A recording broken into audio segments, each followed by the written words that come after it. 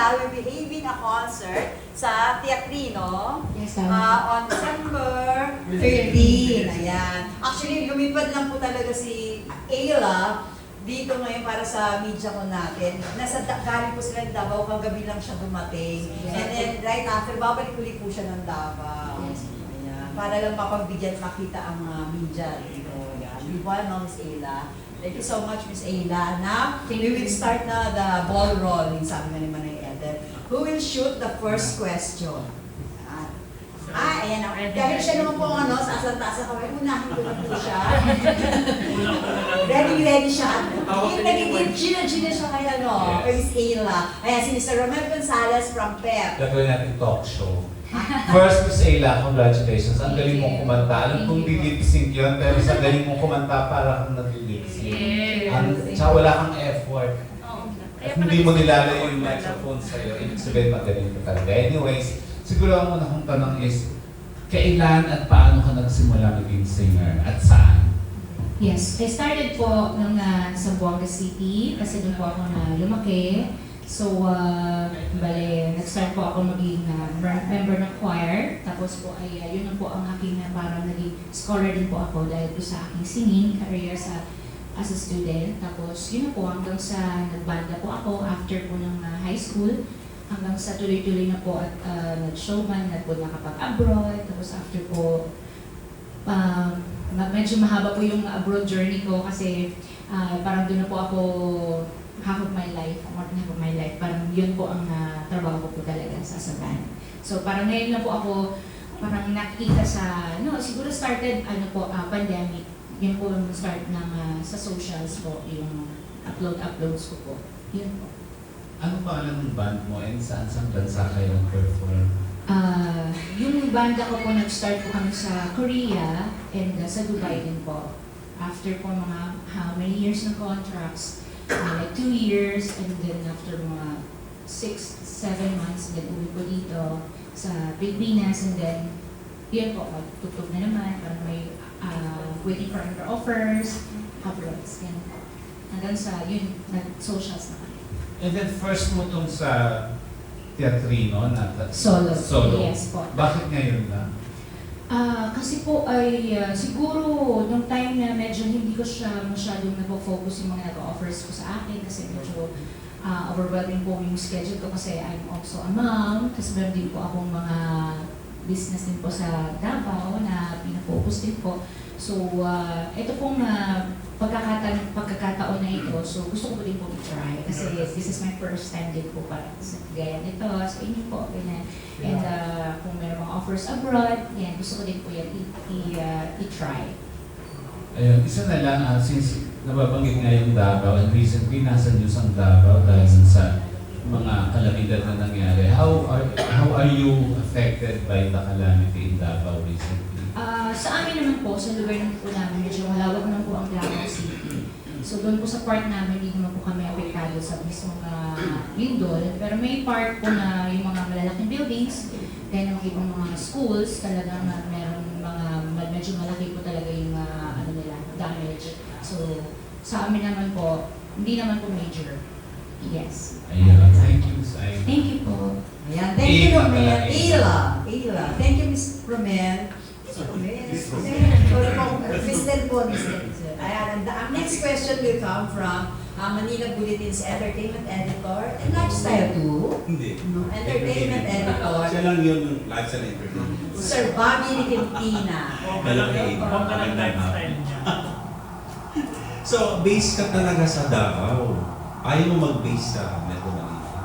Bali, nag-base po ko sa Metro Manila, sa Manila po mismo. Kasi,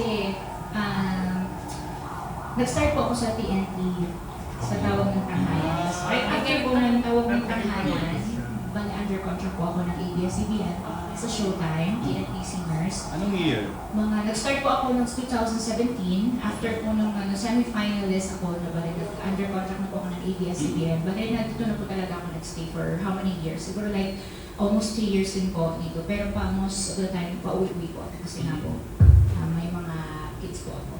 So, tapos tumutugtog din po sa mga events dito, tapos sa Resorts World, tapos guesting po sa Showtime.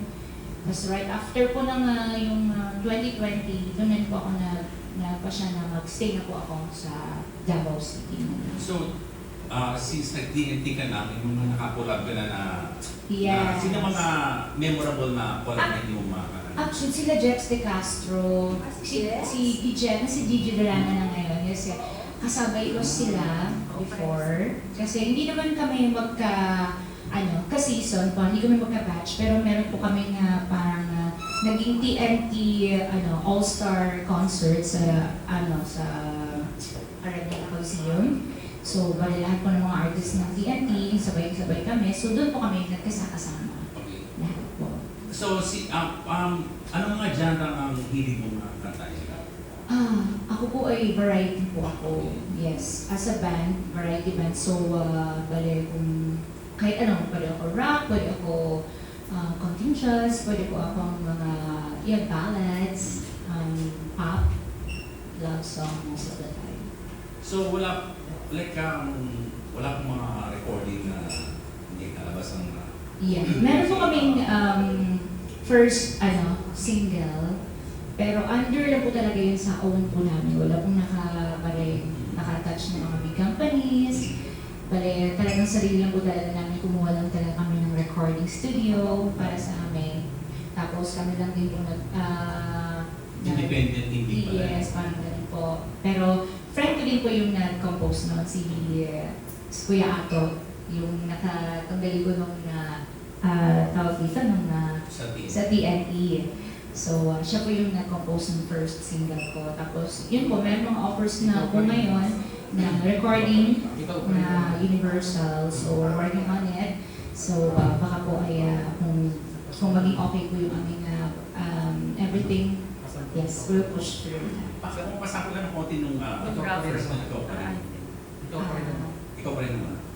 Pilitin bang limutin ang nakaraan, mga alaala natin ay hindi malimutan. Kahapon nagdaan, ngayon ay nasaan? Sa isip ko ikaw pa rin ang lagi kong inasam. Bakit di ko kaya ang limutin ka? Hanggang ngayon'y minamahal pa rin kita. Ikaw pa rin ang mahal. Wow. Saan nirelease yan? Yes. Saan release? Spotify? Yeah, Spotify and Apple Music and sa aming pong YouTube channel. Nung nag-umpisa ka pa lang, sino yung mga ina-idolize mo na ano?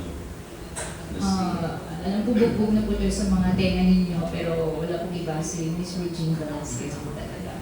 Na-meet mo na siya? Oo. Yes. Saan? Oo. Sa- Saan ka? Sige. Actually, ang first meet ko po talaga sa kanya yung sa Davao. Meron siyang parang guesting sa under GMA o ng show.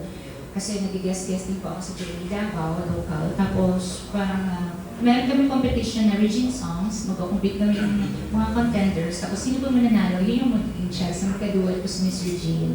So ako po yung nanalo. So yun po nung time na yun, nagkaduet po kami sa ni Miss Regine po sa Anong song yung natin? On the Wings of Love. Yun po. Yes, actually, ganyan po. Feeling, Yeah, nakaduet mo RDRD. si Regine. Parang hindi ako pa makapaniwala kasi ever since naman talaga when I started, siya po talaga ang nilook up ko talaga. Sinabi siya sa'yo? Yes, kasi sabi niya, yun nga, continue singing, ang galing mo, ganyan. So actually po talaga, yun nga, kasi sa career, di ba, mahirap po talaga i-balance kung saan ka talaga punta or whatever. Kasi meron din po akong call coming from Sir Ogie and nag-message po siya sa Viber.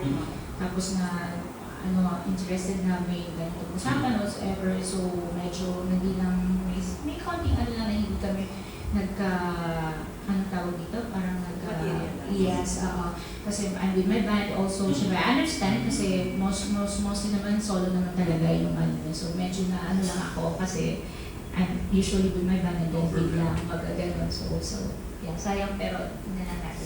God knows. More to come or Yes. the best is yet to come. Yes. Last question lang. You're a mom, sabi mo kanina, so mom